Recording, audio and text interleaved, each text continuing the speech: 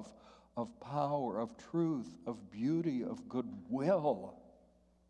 So, today's lesson is about doing something other than carrying our laundry list of requests in prayer to God. It is important. Our founder of Unity, Charles Fillmore, said, take everything to God in prayer. Everything in your life. There are no little secret parts of your life or nasty parts of your life. Take everything in your life to God in prayer. Make your requests known. But there's another side to that coin. And that is being willing to feed God by bringing into the world the best you have to give, which God gives you in power, goodwill, creativity, music. All of this, when we bring that into the world, it's as if we are feeding our God. So, let's begin. My lesson is entitled, Living a Luminous Life. That may pique your curiosity or not. But I noticed this morning I came in, the sun was just rising. And as I came to the front door, all of a sudden I heard all these birds that I thought I hadn't heard for months. And they were tweety and whoo, and all this stuff going on. And I thought, how wonderful, what a difference a few degrees makes. A little light, a little warmth, and things start getting active. In the creation story recorded in the Hebrew book of Genesis, in the midst of pure potential, what was described as darkness and chaos, void, the Creator God declared, "Let there be light." And there was light. Let there be light. And there was light. Dr. H. Emily Cady, a homeopathic physician in the 19th century living in New York City, she wrote many essays for the good of unity and helped us develop the basic unity teachings long ago. And one collection of her writings is known as How I Used Truth. The experience of how she put ideas to work in her own life and in her homeopathic practice. She described of how she held thoughts of truth, thoughts of God, thoughts of good in mind, and yet she struggled because she was not seeing any physical results in her life. And suddenly it dawned on her. She had missed a step. And that step she took from the creation story in her own life, rather than just meditating or holding the truth in the silence. She said, "Let there be light." And her life began to change. She had been on the edge of poverty, and her practice started bringing in more and more people, more and more good. Her health improved. All of this when she declared, "Let there be life, expression in my physical presence, here and now." As I said last week when we talked about prayer, Myrtle Fillmore, the mother of Unity, said, prayer is a beginning. It means to center yourself in truth, in the presence of God, in the goodwill of God for all of us. And she said, that's a beginning. Now go out into life and demonstrate your faith, your truth. Do something.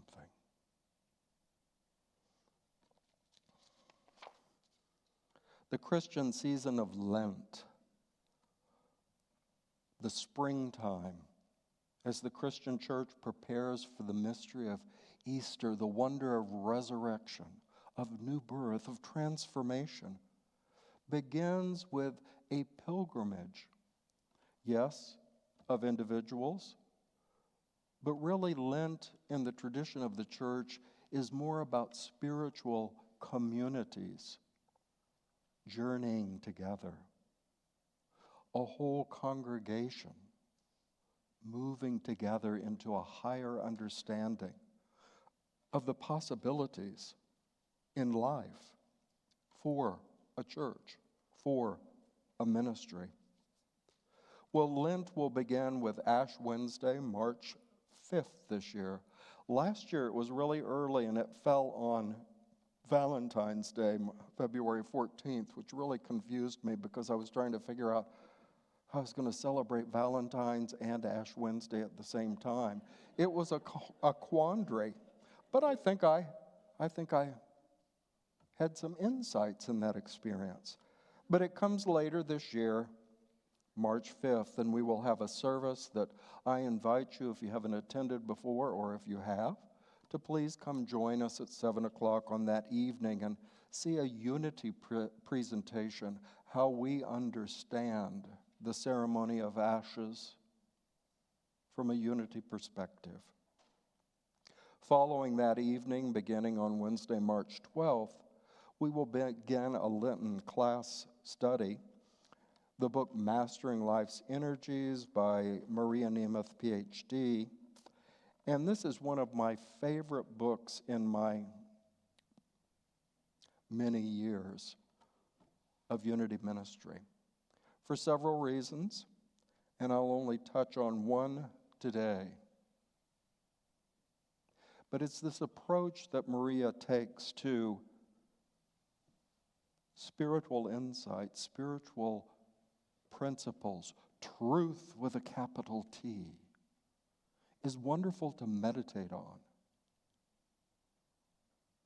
But if that's as far as you go, you've metafizzled.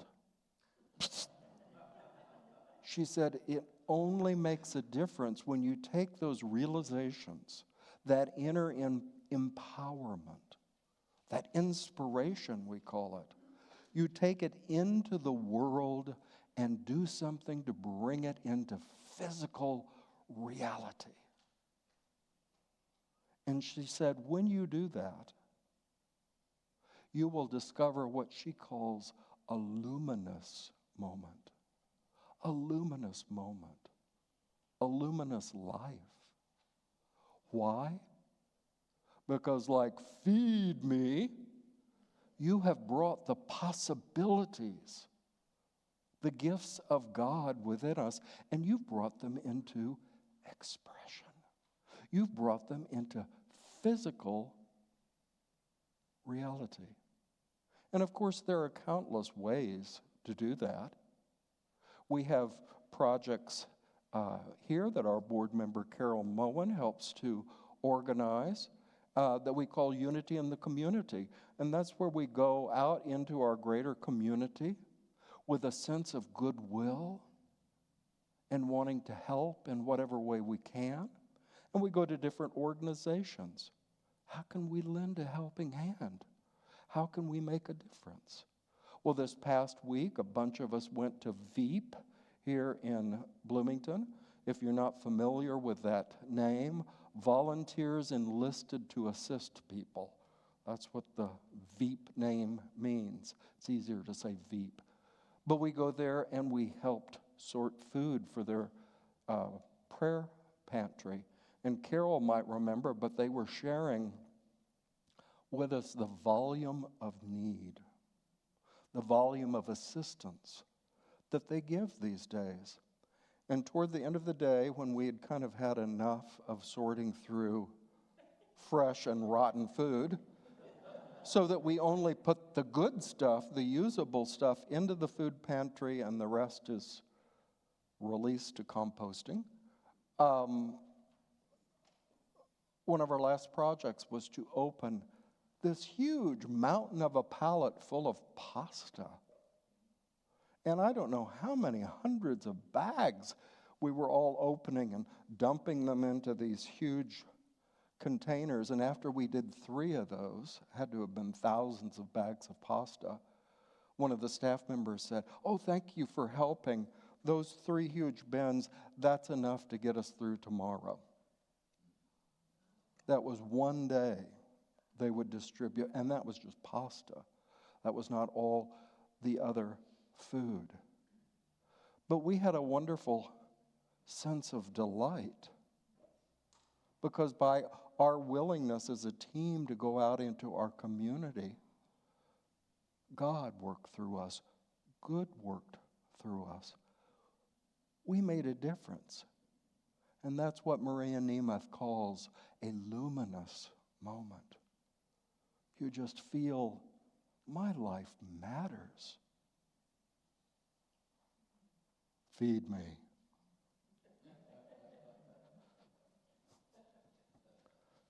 So in this time of Lent, how can we move forward individually, but most importantly as a community, in making a difference, in making this building shine as a beacon? I don't know if many of you come down here around the church at night, but we made a simple decision years ago when I first came to the church. One, we did a project for environmental reasons to change all the lighting to LED. But that also meant that the lighting was less expensive. And so this rotunda out here, the most dominant feature from the outside of our building, is that huge drum where you enter the building. And I noticed when I first moved here, I'd go by the church at night or on American Boulevard, and Unity South was this big dark hole on First Avenue. And I said to the board, well, what if we left those lights on all the time? And so now people drive by and here's this beacon of shining light here. We have a presence in our neighborhood and near busy American Boulevard. People can see us. It made a difference. To me, it was a luminous moment, an idea of good that wasn't hard to do. We just had to decide to do it. On your bulletin today is a quote from the amazing Mark Twain.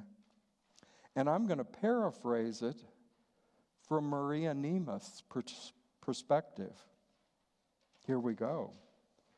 You won't regret what you actually physically engage with, but you will regret what you never fully engage with. In other words, you'll never regret attempting to make a difference, doing something. But you will regret when you look at all the opportunities that you just let pass by. Maria begins her book with this definition or this characterization of luminous. From the dictionary, luminous is defined as emitting or reflecting light, startlingly bright, inspiring, radiant, resplendent, stunning, splendid. This sounds like what I say to the mirror in the morning when I'm getting ready. Brightness, luminosity. Our experience is luminous not when we're thinking about living our lives, but when we're fully engaged in physical reality. We're doing something. We're taking our truth into the world. The experiences that reflect luminosity Are those based on actions taken with, here's another Maria-ism, actions taken with clarity, focus, ease, and grace. And in the coming weeks, we're going to learn more about that. Clarity means seeing what's truly important in your life. Focus is saying, how can I take my energies, my God-given resources, and direct them toward what is clearly important to me, what I value. Third is ease. This is my favorite. Maria said, as you work, as you do something, do it with ease. Or sometimes she says a little bit of elegance. What does that mean? You take action with faith because you know God is with you. God is empowering you. It shouldn't be a miserable struggle. Not if you remember the gifts you are given by the Spirit that brought you into this world and gave you life. You should be able to take action with a sense of ease, with a faith carries you forward. I've often mentioned, and I'll mention it again, when I questioned my mother in her last years, how did she get through the Great Depression, World War II, on, plus personal struggles of the family? She said, I just always knew God would give me whatever I needed to meet the challenge. That was her faith. That she could take a chance, she could make an effort. And she did amazing things I won't go into now. But it was because of that faith that she was empowered, as everyone is empowered, that we can move with ease.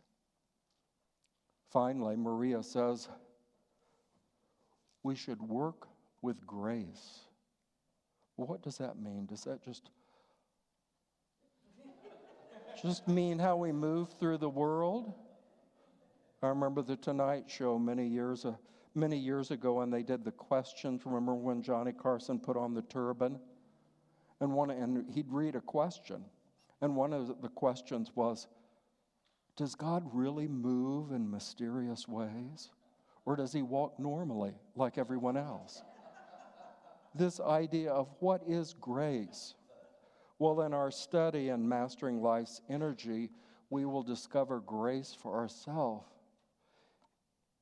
It's a gratitude to life that you may have your plans, but with grace you're open to maybe a possibility comes from another direction. And you're graceful enough to make the shift to take that opportunity. Instead of saying, it's got to be my way, you go with the flow of life that Unity Minister Eric Butterworth loved to talk about. God is a power and presence everywhere. Move gracefully with the power of God. Well, I want to take a different twist to doing something that has physical reality. And you might say, oh, the minister's really stretching it here. But I think not. It means something to me. Next week, in March, we will hold the annual membership meeting, where we take the guidance from the membership of where this church goes. Leading up to that, I always offer a membership class for those who wish to join the church and become official voting members. So let me take this idea of fully engaging physically with something. Many of us realize that a unity membership is an opportunity, it's not a requirement. But it's an important opportunity. It's a way of physically joining with this church. It's good to hold the idea of Unity South, of our teachings, and think about it and pray about it and hold it in your thoughts. It's another to perhaps participate, to financially support the church. This is all good. But becoming a voting member of the church is really engaging the reality of this ministry. Why? Because as a not-for-profit organization, we only exist through our voting membership. If we did not have it, we wouldn't exist by the laws of this state or this country. We have to have people who are willing to stand up and say, I will join. I will take personal responsibility in the direction of this church and be a legal voting member. We don't emphasize it enough, and there's a lot of history around that I won't go into, but it's a significant step of physical support of this ministry to become a voting member. So I, on behalf of the board, invite you. You can come to membership classes. You can learn about it. Then you can choose if the time is right for you or not. There's no pressure. But come and learn about membership as a real physical connection with the Unity South ministry.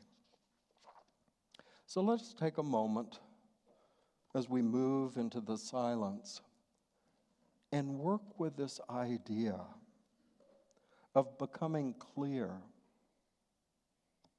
about our dreams, our purpose, our action, yes, as individuals, but also as a congregation. So I invite you to turn your attention within. And first, as Claire Norman led us earlier, just take a breath and release it. Be clear that you are physically comfortable in your chair. It might seem like a little thing, but before we go inward, we make ourselves physically comfortable so that our body is not constantly holding our attention, that we can turn to our inner life. We can turn to the silent intention of this ministry and rest in that truth without our back or legs or feet calling our attention. We breathe gently. We give thanks to God that we have been so wondrously made with wisdom, that we can live out in the physical world and then we can turn to the spiritual reality within us.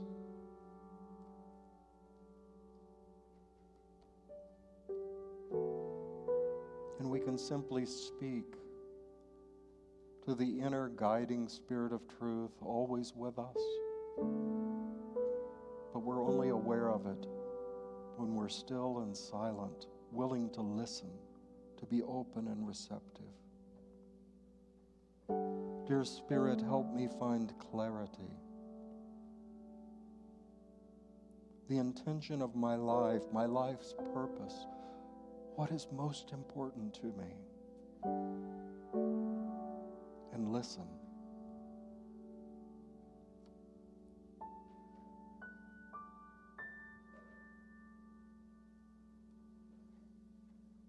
Ask the Spirit to inspire you to focus your energies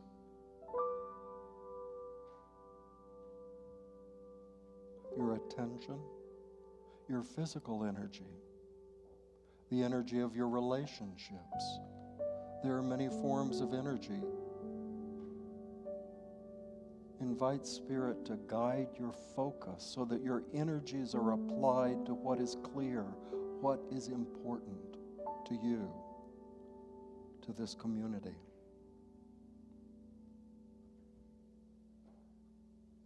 Now call forth this sense of ease, that you have faith in your source, that well of your very life, all your gifts, spiritual, mental, emotional, your will.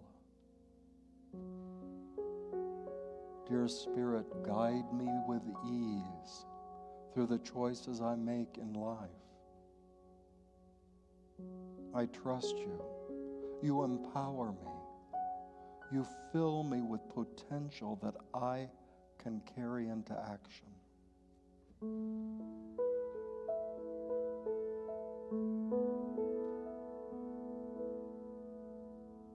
And now the fourth quality of grace. May I be open and receptive to possibilities I may not yet see, opportunities that surprise me. Let me be willing to accept them and to carry them forward.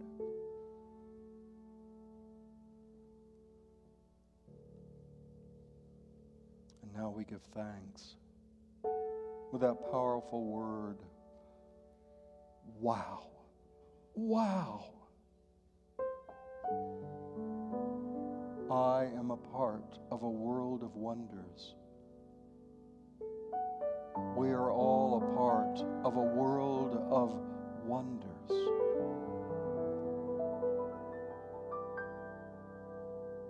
Potential greater than we can yet grasp. I am joyful. I can make a difference in this world. We can make a difference in this world.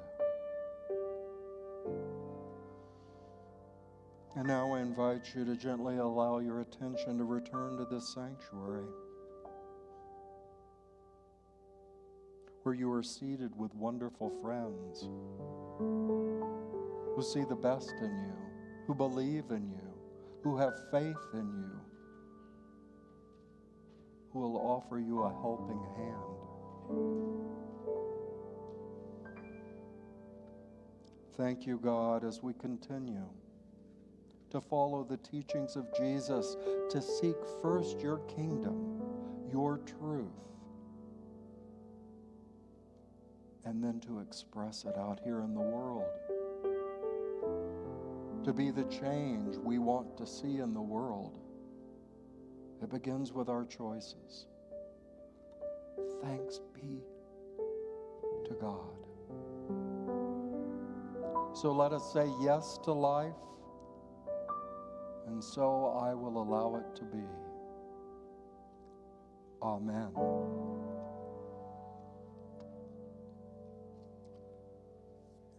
And as T. Michael comes forth to share with us again, I invite you to take your gifts and to hold it in our offertory statement. Speak it with me. God gives abundantly. I receive thankfully and give again generously. Thank you, Reverend Stacey. I often share a thing or a thought or two after your wonderful pearls of wisdom, your insight. One of them, he so frequently not only alluded to it, but he said it, I'm hungry now. He kept saying, feed me, and I feel like I need to be fed. And your words often do just that. And I say that my grandmother and my great-grandmother often say that if you tell the truth, you never have to remember. What a beautiful thought.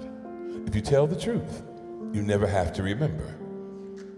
And she also would say, when you said faith, that faith and fear are two words that we place so much in, and both of them are words that are based on nothing that we see. So which will you choose, baby? Faith or fear? You think about that. Isn't that wild? And to close out, this final thing for Dr. King, and that we close in the end of Black History Month, his powerful words about listening and being silent. He said that in the end, we may not remember the words of our enemies, but we will remember the silence of our friends. We cannot be silent. And we must always remember that when we lay our burdens down, it's that light and that faith that will set us free.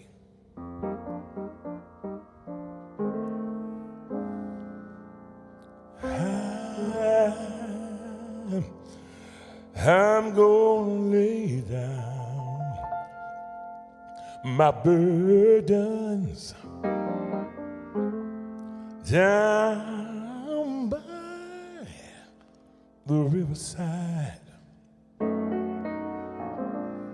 down by the riverside,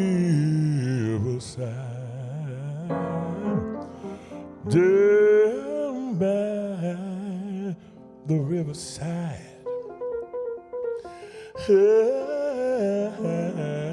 I'm gonna lay down my burdens.